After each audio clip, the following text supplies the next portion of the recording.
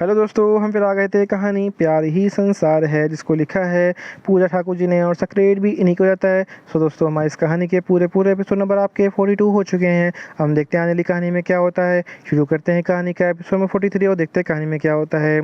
रोली कमरे में सब शांत खड़े हुए थे। किसी को समझ नहीं आ रहा था कि बोले तो क्या बोलें। तभी जय मुस्कुराते हुए कहता है, जय दी आप ज़्यादा टेंशन मत लो।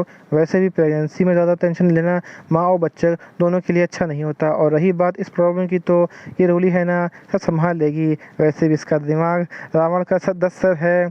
और तो और इन सब चीज़ों में ना इसका दिमाग ज़रूरत से ज़्यादा ही चलता है। एक तो क्या है, इस ऐसे 10 प्रॉब्लम भी चुटकी बजाते सॉल्व कर देगी। रोली जय को घूर घूर के देखने लगती है और जय सर के पीछे एक चपत लगाती हुई कहती है, हाँ हाँ क्यों नहीं, 10 क्या 50 प्रॉब्लम भी ले आओ, मैं सब कुछ ठीक कर दूंगी। रोली जय को गुस्से में घूरते हुए बोलती है, तेरा बोलने के में क्या क्या जाता है, हलवा खाने जितना आसान है ना ये सब।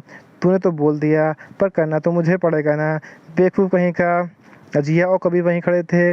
जिया जानती थी कि जय ने जो कहा वो बिल्कुल सही है।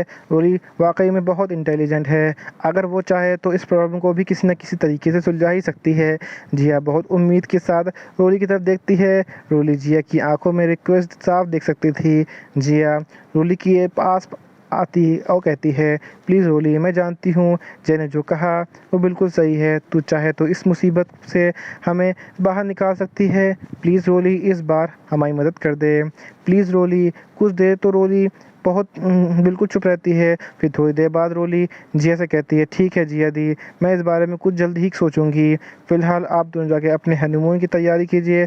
मैं शाम तक कोई ना कोई तरीका निकाल लूँगी जो हमें इस प्रॉब्लम से बाहर निकाल सके। रोली की बात सुन के जिया खुश हो जाती है और रोली को ज़ोर से गले लगाती है, थैंक यू सो मच रोली, मैं जानती थी तू मुझे कभी भी ना नहीं कहेगी। जिया और कबीर दोनों कुछ देर और रोली के कमरे में से बाहर निकल जाते हैं। उनके कमरे से बाहर निकलने के बाद रोली जय को देख के कहती हैं, आज तो जो हो गया सो हो गया, लेकिन अब कोई और प्रॉब्लम खड़ी मत करना। कह के रोली अपना फ़ोन और पर्स उठाकर कमरे से बाहर जाने लगती है। जय रोली से पूछता है, कहाँ जा रही हो। रोली जय को जवाब देती है, मुझे कुछ काम था इसलिए रायचंद इंडस्ट्री जा रही हूँ। जय, मैं भी चलूँगा। रोली जैसे पूछती है, क्यों, तुझे भी कोई वहाँ काम था क्या। जय, नहीं, बस मैं तुझे अकेले छोड़ने से मैं रिस्क नहीं ले सकता। जो कल रात हुआ था वो आगे भी हो सकता है ना। रोली मुस्कुराते हुए कहती है, ओहो मेरे छोटे भाई को मेरी चिंता हो रही है। डोंट वरी जय, तू मुझे अच्छे से जानता है, जो मुझसे पंगा लेता है उसका मैं क्या हाल कर देती हूँ। So don't worry my little brother. कह कर रोली कमरे से बाहर निकल जाती है। जय बस रोली को जाते हुए देख रहा था। देख कर भी वो खड़ा ही रह जाता है। जय अपने जेब में फ़ोन निकाल किसी को फ़ोन करता है, हेलो, रोली का पीछा करो, बस उसे पता नहीं चलना चाहिए। अब आते हैं बजाज मेंशन। बजाज मेंशन में मिस्टर बजाज, अनिका और आशीष बजाज तीनों सोफे पर बैठे थे और टीवी पे चल रही न्यूज़ को देख रहे थे, जिसमें वही सुबह वाली खबर दिखाई जा रही थी। मिस्टर बजाज अनिका के पीछे हैं। क्या क्या तुमने उन्हीं लोगों को रोली के रेप के लिए कहने को कहा था। अनिका, जी हाँ पापा, लेकिन इन लोगों के साथ ये सब क्या हो गया और इन लोगों के साथ ये सब किसने किया होगा, मैं तो कुछ समझ ही नहीं आ रहा। आशीष, इसमें क्या बड़ी बात है, ये लोग क्रिमिनल हैं, ऐसे कितने कितने दुश्मन होंगे जो ये सब कर सकते हैं। पर अनिका, इन लोगों ने तुम्हारा काम किया कि नहीं। अनिका, पता नहीं भाई, मेरे पास अभी तक इनका कोई फ़ोटो या वीडियो नहीं आया है, पता नहीं इन लोगों ने रोली के साथ कुछ किया भी या नहीं। आशीष बजाज, अनिका तुम एक काम करो, तुम ना किसी के बहाने रायचंद्र मेंशन में जाकर देखो कि रोली ठीक है या नहीं। मिस्टर बजाज, बिल्कुल बिल्कुल भी नहीं। अगर एकदम अनिका बिना किसी वजह से वहाँ जाएगी तो हो सकता है माहिर को फिर से अनिका पे गुस्सा आ जाए। वैसे पिछली बार हमने जो उसे बहुत मुश्किल से संभाला था। मिस्टर बजाज, अनिका ऐसा करो, तुम सीधा माहिर की कंपनी में किसी के काम से बाहर चली जाओ। अगर कंपनी में तुम्हें माहिर नॉर्मल ही काम करता हुआ नज़र आता है तो इसका मतलब है कि उन गुंडों ने हमारा काम नहीं किया। अनिका, पापा अगर माहिर कंपनी में नहीं आया हुआ तो। मिस्टर बजाज, अगर माहिर ऑफिस में ना आया हुआ तो समझ लेना इसका एक ही मतलब हो सकता है कि रोली के साथ कुछ तो हुआ है। अब तुम जल्दी आ जाओ, जल्दी जाओ और पता करो कि हमारा काम हुआ कि नहीं। ये सुनकर अनिका तुरंत रायचंद इंडस्ट्री के लिए निकल गई।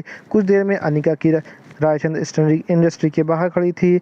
अनिका सीधा कंपनी के अंदर जाते ही माहिर के केबिन की तरफ बढ़ने लगती है। अनिका बजाज पहले भी कई बार बिजनेस के सिलसिले में रायचंद इंडस्ट्री आ चुकी थी, और तो और वो सबको यही जानती थी कि माहिर रायचंद की गर्लफ्रेंड है।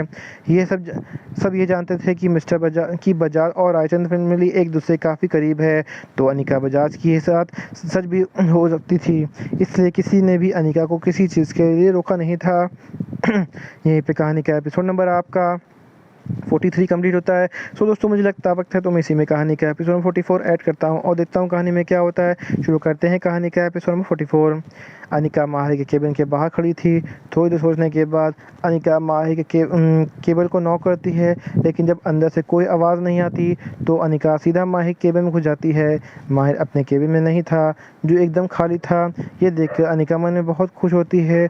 उसे लगता है कि माहिर आज ऑफिस ही नहीं आया होगा।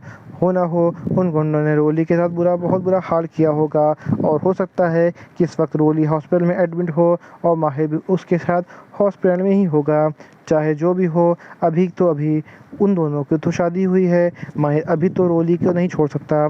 ऐसे ही ख्याली प्रभाव अनिका अपने मन में पका रही थी, लेकिन इससे पहले अनिका अपनी ख्याली की दुनिया से और खुश हो पाती, किसी ने केबिन को अंदर से कमरे का दरवाज़ा खुला। माही के केबिन के अंदर एक और कमरा था जो उसके रेस्ट करने के लिए था। कई बार माहिर को ज़्यादा काम होने की वजह से ऑफिस में ही रुकना पड़ता था। माहिर को अपने सामने देखकर अनिका हैरान थी। थोड़ी देर पहले जो खुशी अनिका के महसूस कर रही थी, वो एकदम से कहीं गायब हो गई थी। अनिका को मन ही मन बहुत गुस्सा भी आ रहा था। इसका मतलब उन गुंडों ने रोली के साथ कुछ भी नहीं किया। वो रोली अभी भी बिल्कुल ठीक है। अनिका अपने मन में यही सोच रही थी कि तभी उसके कानों में माहिर की गुस्से भरी आवाज़ पड़ी। हाउ डेयर यू अनिका, तुम यहाँ क्या कर रही हो? तुम्हारी हिम्मत भी कैसी हुई मेरे केबिन में बिना मेरी परमिशन के आने की?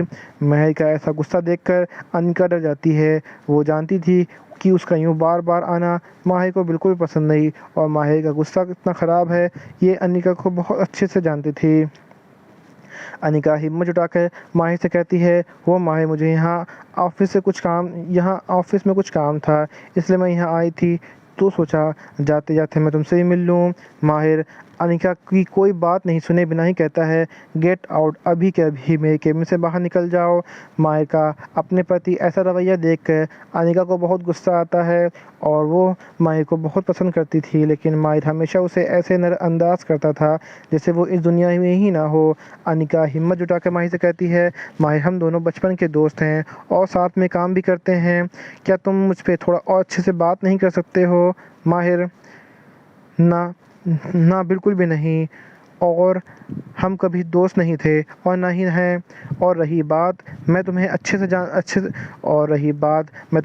से बात क्यों नहीं करता, तो ये बात तुम्हारी हरकतों की वजह से है। तुमने जो हरकतें की हैं ना, उसके बाद तुमसे बात करना तो दूर की बात, मैं तुम्हें अपने आसपास देखना भी पसंद नहीं करता। और ये बात भूलो मत, अब मेरी शादी हो चुकी है और अब मेरी एक वाइफ भी है, इसलिए भी मैं तुमसे जितना दूर हो सका हूँ उतना दूर रहना चाहता हूँ, और अब तुम भी ये मुझसे जितना दूर हो सके उतना दूर रहा करो। रोली का जिक्र आते ही अनिका गुस्सा आ जाता है। वो मन ही मन रोली को गालियाँ दे रही थी, लेकिन वो चाहकर भी इस वक्त रोली के खिलाफ कुछ बोल नहीं सकती थी। चाहे माहिर अनिका पर कितनी भी गुस्सा क्यों ना कर ले, लेकिन अनिका पर इसका कोई असर नहीं पड़ रहा था। वो अपनी हरकतों से कभी बाज नहीं आती थी। वो कोई ना कोई मौका ढूंढ नहीं लेती थी माहिर चिपकने का, और आज भी उसने ये मौका ढूंढ लिया था। जब माहिर ने अपना ध्यान अनिका से हटा लिया था, तो अनिका ने से अब और रहा नहीं गया। वो धीरे धीरे माहिर के आगे तरफ बढ़ने लगी।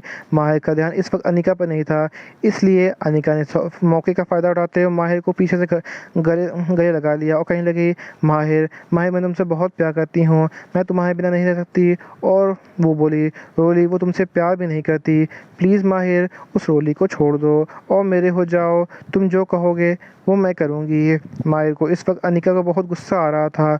गुस्से में अनिका हाथ अपने ऊपर से दूर करने लगता है, लेकिन इससे पहले ही माहिर अनिका को से दूर कर पाता तभी किसी ने केबिन का दरवाज़ा एक झटके से खोल दिया।